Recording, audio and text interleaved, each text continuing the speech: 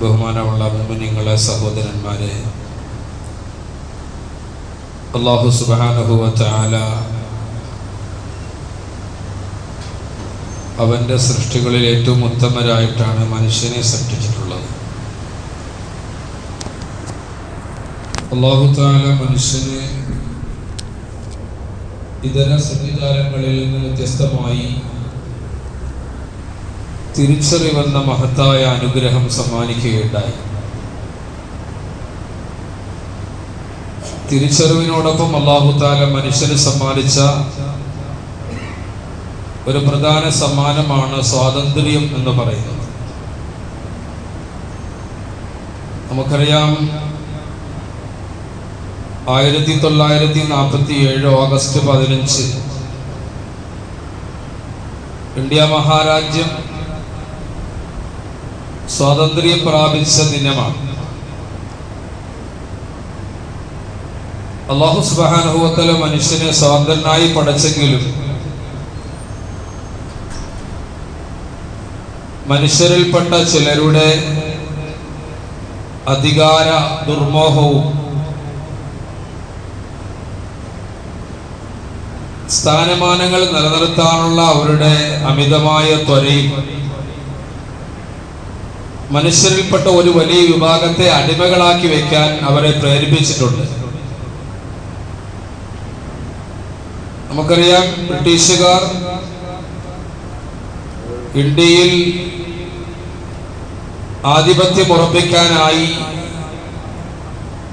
കപ്പൽ മാർഗം വന്നിറങ്ങിയത് കച്ചവടത്തിന്റെ മറവിലാണ്. കച്ചവടം എന്ന താൽക്കാലികമായ ലക്ഷ്യം എന്നാണ് അവർ അന്ന് മനുഷ്യരെ പറഞ്ഞ് ബോധ്യപ്പെടുത്തി ഇന്ത്യയിൽ കാലുകുത്തിയത്. പക്ഷെ അവരുടെ ആത്യന്തികമായ ലക്ഷ്യം അതായിരുന്നില്ല എന്നാണ് പിന്നീട് ഇന്ത്യൻ ചരിത്രം പറയുന്നത്. മറിച്ച് ഇന്ത്യ എന്ന് പറയുന്ന ഒരു കാലത്തെ ഏറ്റവും വലിയ അസംസ്കൃത വസ്തുക്കളുടെ ശേഖരമായിരുന്ന, അതിന്റെ നാടായിരുന്ന, പ്രത്യേകിച്ച് സുഗന്ധ വ്യഞ്ജനങ്ങളുടെ കേന്ദ്രമായിരുന്ന ഇന്ത്യയെ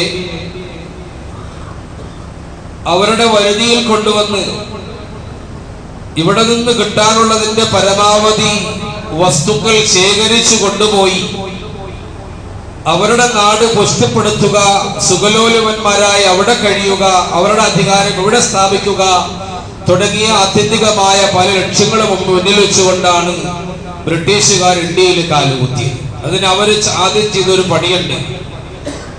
ഒരു കമ്പനി സ്ഥാപിച്ചു, ഈസ്റ്റ് ഇന്ത്യ കമ്പനി എന്ന പേര്. കമ്പനിയുടെ ലക്ഷ്യം ഒരു കമ്പനി നടത്തിപ്പോ അല്ലെങ്കിൽ ബിസിനസിന്റെ വരുമാനമോ ഒന്നും അല്ല. മറിച്ച് അതിന്റെ മറവിൽ അവരുടെ അധികാരം ഇവിടെ സ്ഥാപിച്ചെടുക്കുക, ഇന്ത്യൻ ജനതയെ അടിമകളാക്കി കോളനിവൽക്കരിച്ചുകൊണ്ട് ഇവിടെ അവർക്ക് ഭരണം നടത്തുക എന്നതായിരുന്നു അവരുടെ ഗൂഢമായ തന്ത്രം. അവരാ തന്ത്രവുമായി മുമ്പോട്ട് പോയെങ്കിലും ഇന്ത്യയിലെ സാധുക്കളായ സാധാരണക്കാരായ ജനങ്ങൾക്ക് അതിന്റെ ഗൂഢത, അതിന്റെ നിഗൂഢത മനസ്സിലാക്കാൻ കുറച്ച് സമയമെടുത്തു.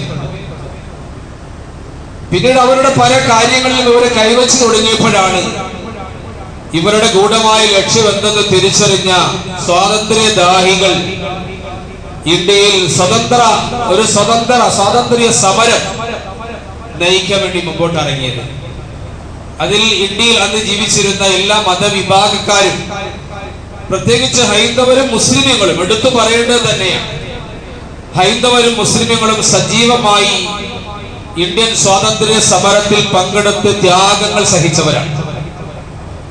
നമ്മൾ ധാരാളം കേട്ടിട്ടുള്ള കാര്യമാണ്. ഇന്ത്യ ഗേറ്റിൽ രേഖപ്പെടുത്തിയ സ്വാതന്ത്ര്യ സമര പോരാളികളുടെ, സ്വാതന്ത്ര്യ സമരത്തിന്റെ പേരിൽ കൊല്ലപ്പെട്ട ശുഹദാക്കളുടെ, രക്തസാക്ഷികളുടെ പേരുകൾ വായിച്ചാൽ നമ്മൾ അവിടെ കാണാൻ കഴിയുന്നത് വലിയൊരു സമുദായം, വലിയൊരു സംഘം ഹൈന്ദവരും ഏകദേശം അത്രത്തോളം, അതിനേക്കാൾ കൂടുതൽ മുസ്ലിമുകളുടെ ഈ പേരുകളാണ്. മറ്റ് പല മതവിഭാഗക്കാരുടെയും പേരുകൾ ഉണ്ടെങ്കിലും അതൊരു പേരിന് മാത്രമാണ് എന്ന് പറയുന്നതിൽ ആരെയും ഭയപ്പെടേണ്ട ആവശ്യമില്ല. നമുക്കൊക്കെ അറിയാം. കാരണം തെളിഞ്ഞും ഒളിഞ്ഞുമൊക്കെ മതത്തിന്റെ മറവിൽ അവരെ സഹായിക്കാൻ കൂട്ടുന്ന ഒരു വിഭാഗം ഇവിടെയുണ്ട്. അവരാരാണെന്ന് ഒരു പക്ഷേ നിങ്ങൾക്ക് ഞാൻ പറയാതെ മനസ്സിലായിട്ടുണ്ടാവും.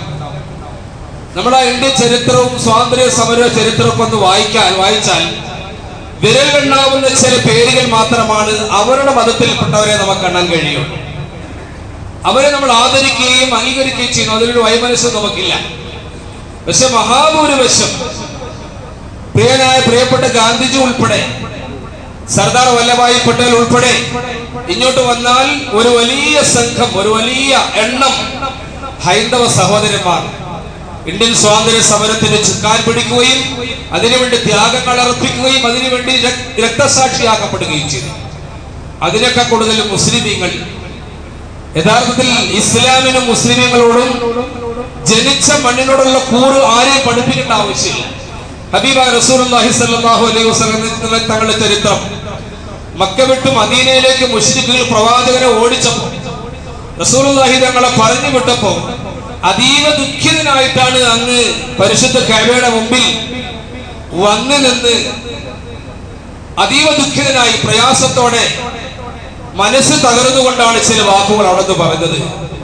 മക്കയെ നോക്കി വിശുദ്ധ കഅബാലയത്തിന് മുമ്പിൽ നിന്ന് പ്രവാചകൻ സല്ലല്ലാഹു അലൈഹി വസല്ലം തങ്ങൾ അന്ന് പറഞ്ഞു, മക്കയെ നോക്കി, നീയാണ് എനിക്ക് ഏറ്റവും പ്രിയപ്പെട്ട നാട്, കാരണം നിന്നിലാണ് ഞാൻ ജന്മമെടുത്തത്.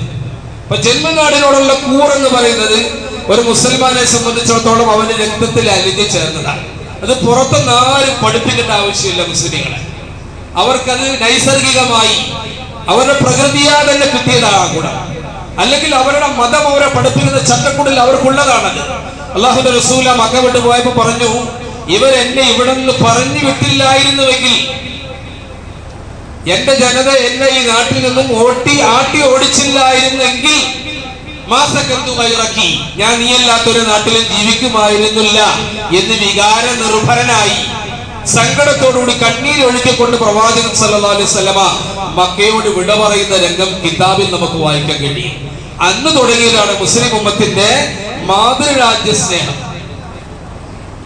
മാതൃരാജ്യത്തോട് മുസ്ലിമിന് സ്നേഹമുണ്ടെന്ന് തെളിയിക്കുന്ന ഒട്ടനവധി സംഭവങ്ങൾ ഇവിടെ മാത്രമല്ല, ഇന്ത്യയിൽ മാത്രമല്ല, ലോകത്ത് മുഴുവനും. ഇപ്പൊ ഫലസ്തീന്റെ ചരിത്രം നമ്മളിപ്പോ കണ്ടുകൊണ്ടിരിക്കുകയാണ്. എത്രയോ മനുഷ്യരെ അകാരണമായി ബലി കൊടുത്തിട്ടാണ് ആ നാടിന്റെ സ്വാതന്ത്ര്യത്തിന് വേണ്ടി അവിടെയുള്ള പോരാളികൾ സമരം ചെയ്തുകൊണ്ടിരിക്കുന്നത്. അവരുടെ ഈമാനും അവരുടെ വിശ്വാസവും അവരുടെ ദീനും അതൊക്കെ പലരും പല ഗ്രൂപ്പുകളിലും ചർവണം ചെയ്യുന്നുണ്ടെങ്കിലും സ്വാതന്ത്ര്യ സമര പോരാളികൾ എന്ന നിലയിൽ ഹമാസ് എന്ന് പറയുന്ന പ്രസ്ഥാനവും അവർ നേതൃത്വം കൊടുക്കുന്ന പോരാളി സംഘങ്ങളും അവർ നടത്തുന്ന ഒളിഞ്ഞു തെളിഞ്ഞുമുള്ള ഗറില്ല യുദ്ധങ്ങളും സമരങ്ങളും ഒക്കെ ലോക ചരിത്രത്തിന് തന്നെ യഥാർത്ഥത്തിൽ സ്വാതന്ത്ര്യ സമര സേനാനികൾക്ക്, സ്വാതന്ത്ര്യ സമര ദാഹികൾക്ക് ഒരു ഉന്മേഷം തന്നെയാണ്. അവര് ഷിയാക്കളാണോ സുന്നികളാണോ എന്നൊക്കെ ചർച്ചയൊക്കെ തൽക്കാലോട്ടിരിക്കട്ടെ. എന്തായാലും സ്വന്തം നാടിന് വേണ്ടി, നാടിന്റെ സംരക്ഷണത്തിന് വേണ്ടി ശത്രുക്കളുടെ കരങ്ങളിൽ നിന്നും നാടിനെ സംരക്ഷിച്ചെടുക്കാൻ, സ്വാതന്ത്ര്യം നേടിയെടുക്കാൻ ആരെങ്കിലും അധ്വാനിച്ചാൽ, ആരെങ്കിലും ഷഹീദായാൽ, ആരെങ്കിലും രക്തസാക്ഷിയായാൽ, പുണ്യ നബി സല്ലല്ലാഹു അലൈഹി വസല്ലം തങ്ങളെ പഠിപ്പിച്ചത് അവൻ ഈ ലോകത്ത് മാത്രമല്ല പരലോകത്തും രക്തസാക്ഷിയാണ്. റസൂലുള്ളാഹി സ്വല്ലല്ലാഹു അലൈഹി വസല്ലം തങ്ങൾ വീട്ടിലേക്ക് വന്ന കള്ളനെ കുറിച്ച് പോലും ആ കള്ളനോട് വീട്ടുകാരൻ ഏറ്റുമുട്ടുകയും ആ വീട്ടുകാരെയും ഭാര്യമാരെയും മക്കളെയും സ്വത്തിനെയും വീടിനെയും സംരക്ഷിക്കാൻ വേണ്ടി വീട്ടുടമ കള്ളനോട് ഏറ്റുമുട്ടുകയും കള്ളൻ അഥവാ ആ വീട്ടുടമയെ വധിച്ചു കളയുകയും ചെയ്താൽ സയ്യിദുനാ റസൂലുള്ളാഹി പറഞ്ഞത് വീട്ടുകാരൻ ഷഹീദാണ്. അപ്പൊ സ്വന്തം സ്വത്തും സ്വന്തം ഭാര്യമാരും സ്വന്തം മക്കളും ഗൃഹനാഥന്റെ ഉത്തരവാദിത്വത്തിൽ ജീവിക്കുന്ന കാലത്തോളം അവരുടെ ജീവന്റെയും സ്വത്തിന്റെയും ഉത്തരവാദിത്വം കൂടി അല്ലാഹു തആല ഏൽപ്പിച്ചിരിക്കുന്നത് ഗൃഹനാഥൻ എന്ന പിതാവിനെയും ഉത്തരവാദിത്വമുള്ള ആ മക്കളെയും തന്നെയാണ്. അപ്പൊ ചുണക്കുട്ടികൾ ഫലസ്തീന്റെ വിമോചനത്തിന് വേണ്ടി നാളുകളായി ചെയ്യുന്ന ത്യാഗങ്ങളെ ബാക്കി അവരുടെ മതപരമായ ആ ഭാഗം മാറ്റിവെച്ചുകൊണ്ട് തന്നെ നമുക്ക് ധൈര്യമായി അംഗീകരിക്കാം. അവരുടെ സുന്നീസും ഒക്കെ തൽക്കാലം അവിടെ നിൽക്കട്ടെ.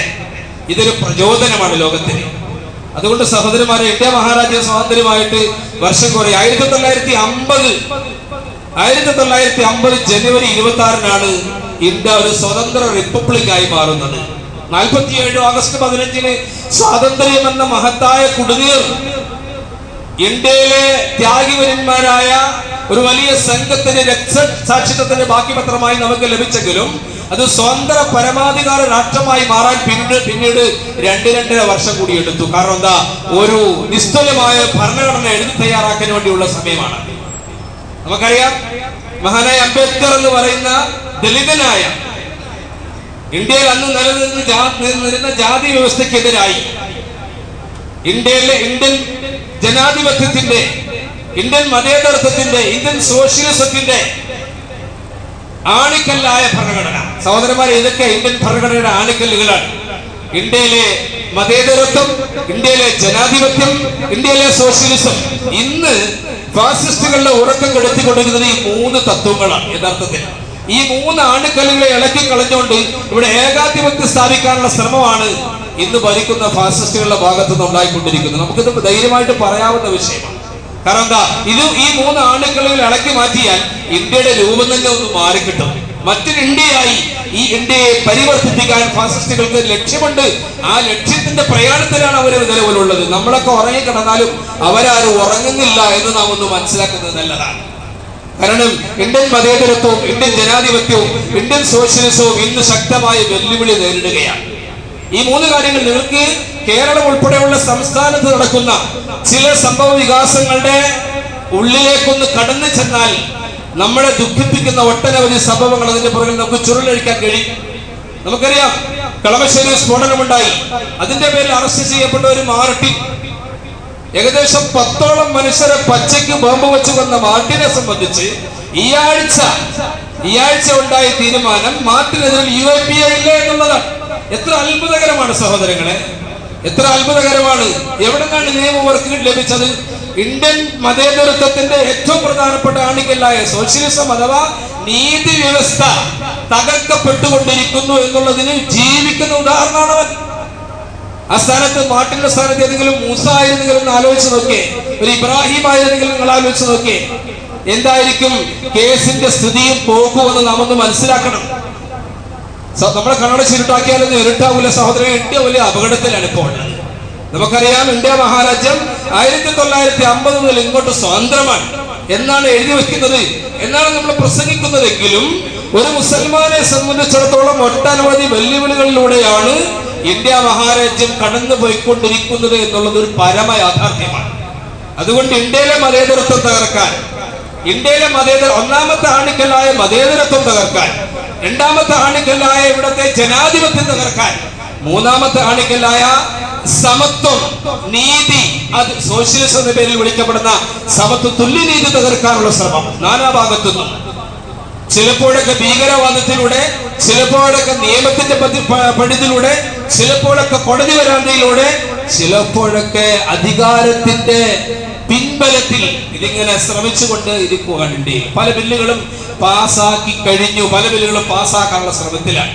സഹോദരന്മാരെ, ശക്തമായി ഇന്ത്യ മഹാരാജ്യത്ത് പ്രവർത്തിക്കുന്ന കോടിക്കണക്കിന് മുസ്ലിമുകൾക്ക് മെമ്പർഷിപ്പുള്ള ജമീഅത്തുൽ ഉലമാ ഹിന്ദ് എന്ന് പറയുന്ന മഹത്തായ പ്രസ്ഥാനം, മൗലാന അർഷദ് മദനി അവർക്ക് നേതൃത്വം കൊടുക്കുന്ന ദൈവത്തിലെ മഹാനായ പണ്ഡിതൻ, ഷെയ്ഖുൽ ഹദീസ് എന്നറിയപ്പെടുന്ന വിഖ്യാത പണ്ഡിതൻ, പ്രസിദ്ധനായ പണ്ഡിതൻ, മഹാനായ പണ്ഡിതൻ, വാർദ്ധക്യ സഹജമായ രോഗത്തിൽ കഷ്ടപ്പെടുന്ന ആ മനുഷ്യൻ നേതൃത്വം കൊടുക്കുന്ന ജമീഅത്തുൽ ഉലമാ ഹിന്ദ് ഈ വർഷത്തെ ജനുവരി 26 ഭരണഘടനാ സംരക്ഷണ ദിനമായി ആചരിക്കാൻ നമ്മൾ ആഹ്വാനം ചെയ്തിരിക്കുകയാണ്. യഥാർത്ഥത്തിൽ ഇന്ന് ഏറ്റവും കാലിക പ്രസക്തമായ ഒരു മുദ്രാവാക്യമാണ് ഇന്ത്യയെ, ഭരണഘടനയെ സംരക്ഷിക്കുക എന്ന മഹത്തായ ഒരു ഉത്തരവാദിത്വം ഇന്ത്യ മുസ്ലിമുകൾ ഏറ്റെടുക്കണം. കാരണം മറ്റുള്ളവരൊക്കെ കൂടുതൽ ബാധിക്കുന്നത് നമ്മളെയാണ്. നമ്മളാണ് ഈ നാടിനു വേണ്ടി ത്യാഗം ചെയ്തവർ, നമ്മളാണ് ഈ നാടിനു വേണ്ടി രക്തസാക്ഷിയായവർ, നമ്മളാണ് ഈ നാടിനു വേണ്ടി ഏറ്റവും കൂടുതൽ രക്തം ഒഴുക്കിയവർ, ത്യാഗം ചെയ്തവർ, ആട്ടി ഓടിക്കപ്പെട്ടവർ, പീഡിപ്പിക്കപ്പെട്ടവർ, ജയിലിലടക്കപ്പെട്ടവർ. 1-2 അല്ല, ലക്ഷക്കണക്കിന് 10,000 മഹാപണ്ഡിതന്മാരെ അറുകൊല ചെയ്തിട്ടാണ് ഈ നാട് കെട്ടിപ്പടുത്തിയെടുത്തത്.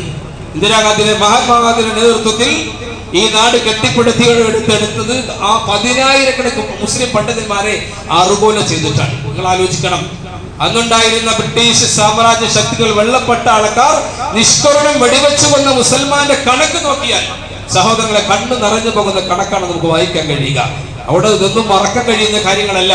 അതുകൊണ്ട് നമ്മൾ കൂടുതൽ ജനാധിപത്യപരമായി നമുക്കുള്ള അവകാശങ്ങൾ, പൗരാവകാശങ്ങൾ ഹനിക്കപ്പെടുമ്പോ, ഭരണഘടന അനുവദിച്ചു തരുന്ന അവകാശങ്ങൾ ഹനിക്കപ്പെടുമ്പോ, മതസ്വാതന്ത്ര്യം ചോദ്യം ചെയ്യപ്പെടുമ്പോ, ജനാധിപത്യത്തിന്റെ ആണിക്കൽ ഇളക്കി മാറ്റാൻ ശ്രമിക്കുമ്പോൾ, സോഷ്യലിസത്തിനെതിരായി അനീതി നടപ്പാകുമ്പോൾ ശക്തമായി പ്രതികരിച്ച് മുമ്പോട്ട് പോയില്ലെങ്കിൽ അപകടമാണ്. ഇതൊരു വലിയ വെല്ലുവിളിയായി ഒരു പക്ഷേ ഇന്ത്യ മുസ്ലിം ഏറ്റെടുക്കേണ്ടി വരും. കേരളത്തിൽ ഉൾപ്പെടെ നടക്കുന്ന സംഭവങ്ങൾ ഒരു കൈവെട്ട് കേസുകൾക്കറിയാം. ഏത് പാർട്ടിയും വെട്ടട്ടെ, എത്രയോ വർഷമായി അതൊരു ഭീകരമായ സംഭവമായിരുന്നു എന്ന് കത്തിച്ചു നിർത്തി അതിനേക്കാൾ ഭീകരമായ പലതും കുഴിച്ചു മൂടാനുള്ള ശ്രമം ഉദ്യോഗസ്ഥന്മാരുടെ ഭാഗത്തുനിന്ന് മനഃപൂർവ്വം നടന്നുകൊണ്ടിരിക്കുകയാണ്. എങ്ങനെ സഹോദരന്മാരെ നമുക്ക് അതൊക്കെ കണ്ടില്ല എന്ന് നടിക്കാൻ കഴിയുക? അതൊരു കയ്യല്ലേ വെട്ടിയുള്ളൂ. കഴിഞ്ഞ ആഴ്ച പറവൂരിന്റെ അടുത്ത് നിങ്ങൾക്കറിയാം, ഒരു വീട്ടിൽ കിടന്ന് ഉറങ്ങുകയായിരുന്ന ഒരു ഭർത്താവിനെയും ഒരു ഭാര്യയും ഒരു മകളെയും നിഷ്കരുണം തൊട്ടടുത്ത അയൽവക്കക്കാരൻ വന്ന് കമ്പി വടിക്ക് അടിച്ച് കൊന്നിട്ട് പോവാണ്. എത്ര ഭീകരമാണ്, എത്ര ഭയാനകമാണ്. ഇതൊരു സംഭവമല്ല, എത്രയോ സംഭവങ്ങൾ അതിന് മുമ്പ് കഴിഞ്ഞു പോയി. രാഷ്ട്രീയത്തിന്റെ മറവ് എത്രയോ കൊലപാതകങ്ങൾ, പച്ചക്ക് മനുഷ്യരെ വെട്ടിനുറുക്കുന്ന കൊലപാതകങ്ങൾ കഴിഞ്ഞു പോയി. ആ വിഷയത്തിൽ സഹോദരങ്ങളെ ഒരു പാർട്ടിയും ഞാൻ വെള്ളം പൂച്ചുന്നില്ല. ആരും കൊലപാതകം ചെയ്യാൻ പാടില്ല. രാഷ്ട്രീയം കൊലപാതകത്തിന്റെ ഗോതയല്ല. തിരിച്ചറിയുക സഹോദരങ്ങളെ, രാഷ്ട്രീയ വിരോധം കൊലപാതകത്തിലേക്ക് ആരെയും നയിക്കാൻ പാടില്ല. അത് കോൺഗ്രസ് ആയാലും ശരി, BJP ആയാലും ശരി, മറ്റേതെങ്കിലും പ്രസ്ഥാനം, CPM ആയാലും ശരി, വേറെ ഏതെങ്കിലും പ്രസ്ഥാനമായിക്കോട്ടെ, ഒരു രാഷ്ട്രീയ വിരോധവും വൈരവും കൊലപാതകത്തിലേക്ക് ആരെയും നയിക്കാൻ പാടില്ല. അത് ഇന്ത്യയുടെ ആത്മാവിനെതിരാണ്.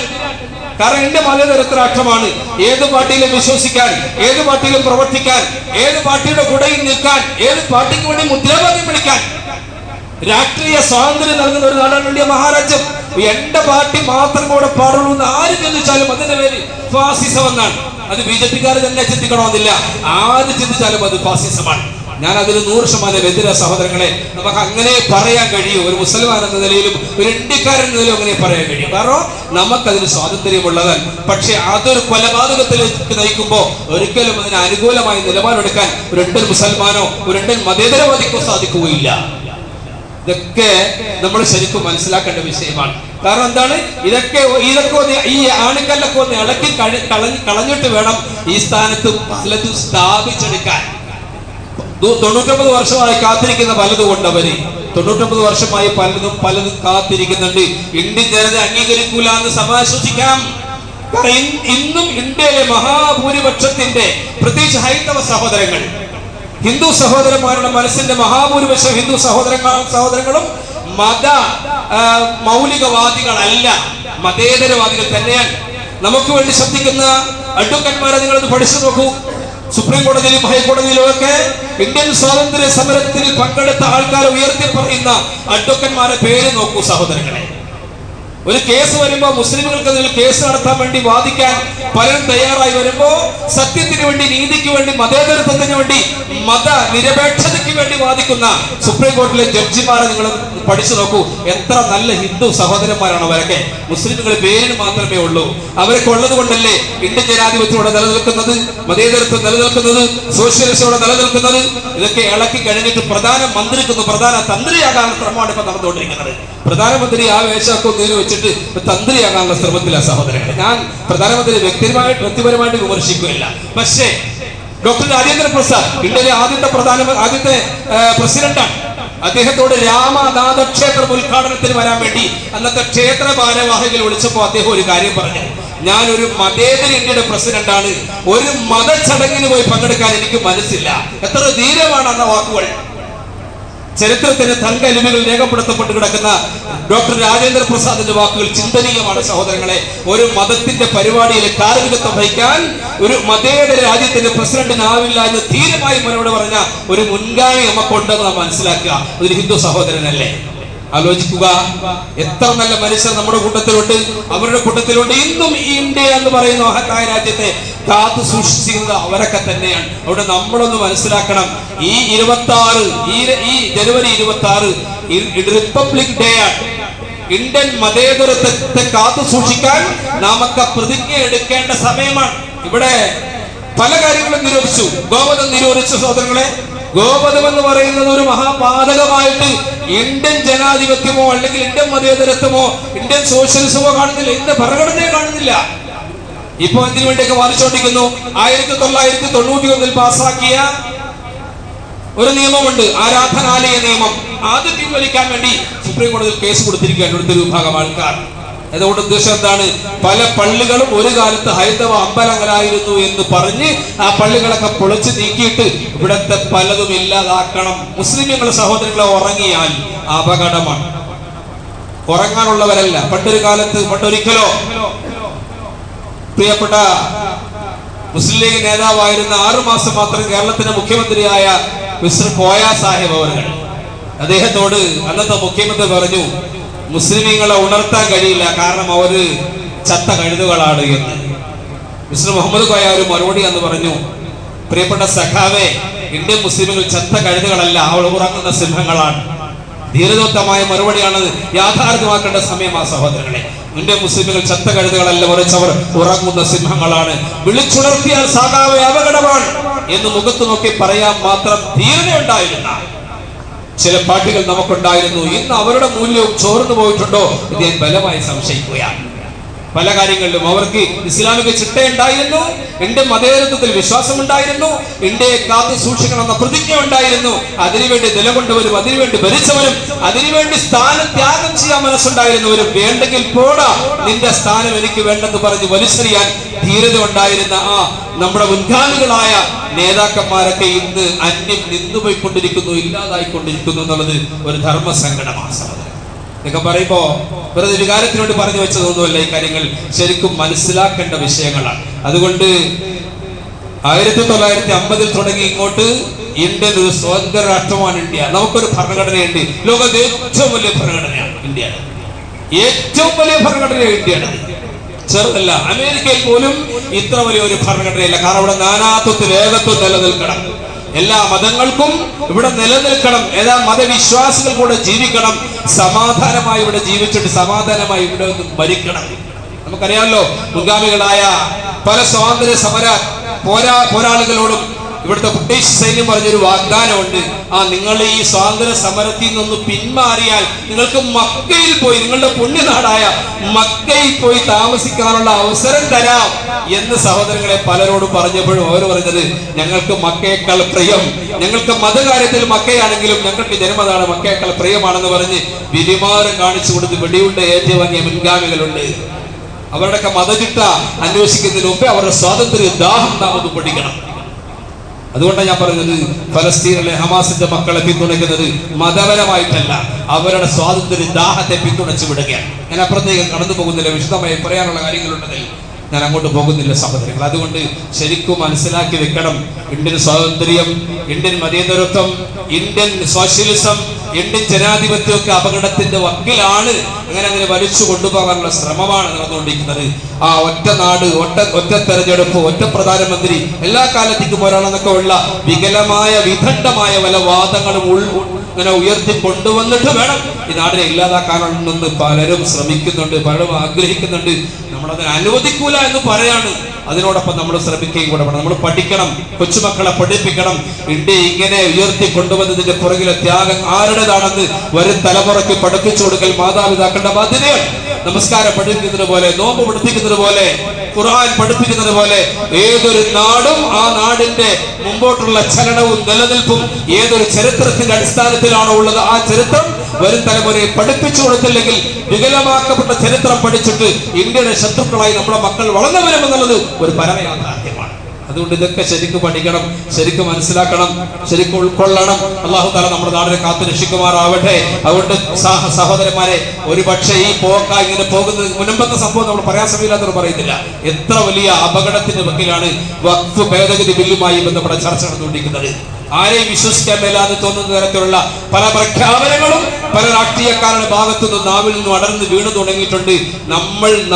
നമ്മൾ മാത്രമെന്ന യഥാർത്ഥ അജണ്ടയിലേക്ക് നമ്മളെ മറ്റുള്ളവർ കൊണ്ടുപോകുന്നുണ്ട്. നാം ഇനിയും ഇരുട്ടാക്കിക്കൊണ്ടിരുന്നാൽ, ഇനി നാം കണ്ണടച്ചിരുന്നാൽ നമുക്ക് നമ്മൾ മാത്രമുള്ള എന്നുള്ള യാഥാർത്ഥ്യം മറ്റുള്ളവർ നമ്മളെ പഠിപ്പിക്കേണ്ടി വരും. നമ്മളായി തന്നെ നിലകൊള്ളുക. ഇന്ത്യൻ മുസ്ലിമുകൾ ഇന്ത്യൻ സ്വാതന്ത്ര്യ സമരത്തിൽ പങ്കെടുക്കുമ്പോൾ ആരെയും നോക്കിയല്ല ഇവിടെ നിലനിന്നത്. നമ്മുടെ നാടിന് വേണ്ടി നാം ത്യാഗം ചെയ്യുക എന്ന ഒറ്റ അജണ്ടയിൽ ആ നിലയിൽ മുമ്പോട്ട് പോയില്ലെങ്കിൽ വഖഫ് ഭൂമി ഉൾപ്പെടെ, പള്ളി ഉൾപ്പെടെ, മദ്രസ ഉൾപ്പെടെ, സ്ഥാപനങ്ങൾ ഉൾപ്പെടെ ദീനി കലാലയങ്ങൾ ഉൾപ്പെടെ വെട്ടിപ്പിടിച്ചെടുത്തോണ്ട് പോയിട്ട് ഇവിടെ ഇസ്ലാമിന്റെ അഡ്രസ് തീർത്ത് കളയാമെന്ന് ഇസ്ലാമിന്റെ ശത്രുക്കൾ, ഇന്ത്യയുടെ ശത്രുക്കൾ ആഗ്രഹിക്കുന്നു. ഇൻഷാ അല്ലാഹ് നടക്കൂല. എന്നാലും അവരുടെ ആഗ്രഹം വെച്ച് അവർ മുമ്പോട്ട് പോയിക്കൊണ്ടിരിക്കുകയാണ്. മുമ്പ് നിങ്ങളുടെ വിഷയം പറഞ്ഞത് പണ്ഡിതന്മാരാണ്, ഇന്ന് നിങ്ങളുടെ വിഷയങ്ങൾ പണ്ഡിതന്മാർ പറഞ്ഞുകൊണ്ടിരിക്കുന്നു. ഉണരണം സഹോദരങ്ങളെ, ഇന്ത്യ അപകടത്തിലാണെന്ന് വീണ്ടും പറയുന്നു. അതുകൊണ്ട് സൂക്ഷിച്ച് മുമ്പോട്ട് പോകണം. കളി തമാശയൊക്കെ മാറ്റി വെച്ചിട്ട് ആവശ്യമുള്ള കാര്യങ്ങൾക്ക് നാം മുന്നിട്ടിറങ്ങണം. സംഘടനാ വ്യത്യാസങ്ങളോ അതിലുള്ള പ്രശ്നങ്ങളോ ഒന്നും നമ്മൾ മുമ്പോട്ട് വെക്കരുത്. മറിച്ച് ഇന്ത്യ നമ്മുടെ നാടാണ്, ഇസ്ലാം നമ്മുടെ മതമാണ്. ആദ്യമായി ഞാനൊരു മുസ്ലിമാണ്, രണ്ടാമത് ഞാനൊരു ഇന്ത്യക്കാരനാണ് എന്ന് പറഞ്ഞ മഹാനായ മുഹമ്മദ് അലിയുടെ വാക്കുകൾ കടമെടുത്തുകൊണ്ട് പറയാം. ബ്രിട്ടീഷ് വൈസ്രോയുടെ മുമ്പിൽ ഞാനൊരു മുസൽമാനാണ് ഒന്നാമത്, രണ്ടാമത് ഞാൻ ഇന്ത്യക്കാരനാണ്. ഇന്ത്യയിൽ ഞാൻ ജീവിക്കും മുസൽമാനായി. എനിക്ക് മുസൽമാനായി ഇന്ത്യയിൽ ജീവിക്കണം. മതം മാറാൻ എനിക്ക് സൗകര്യമില്ല, പക്ഷെ ഇന്ത്യ വിടാനും എനിക്ക് മനസ്സില്ല. നിങ്ങൾ ഇന്ത്യ വിടൂ എന്ന് പറഞ്ഞ ധീരദോത്തന്മാരായ നമ്മുടെ മുൻഗാമികളായ ആ നേതാക്കന്മാരെ കണ്ട് നമ്മൾ പഠിക്കണം. അതിൽ മുമ്പോട്ട് പോകാൻ അല്ലാഹു തആല ഉമ്മത്തിന് തൗഫീഖ് കൊടുക്കുമാറാവട്ടെ. ഖൈറിന്റെ വഴി അല്ലാഹു തആല ഉമ്മത്തിനെ ഒരുമിപ്പിക്കുമാറാവട്ടെ. അല്ലാഹു നമുക്ക് സ്വതന്ത്രമായി ഇന്ത്യയിൽ ജീവിച്ച് ഇന്ത്യയിൽ മരിക്കാനുള്ള, നാം ആഗ്രഹിക്കുന്ന നാട്ടിൽ മരിക്കാനുള്ള സ്വാതന്ത്ര്യം അല്ലാഹു നമുക്ക് നൽകുമാറാവട്ടെ. ഇന്ത്യയെ തകർക്കാൻ ശ്രമിക്കുന്ന ശത്രുക്കളെ അല്ലാഹു സുബ്ഹാനഹു വ തആല അവന്റെ ജയ്യമായ ഖുദ്റത്ത് കൊണ്ട് കൈകാര്യം ചെയ്ത് അല്ലാഹു ഒരു ഒതുക്കി തരുമാറാവട്ടെ.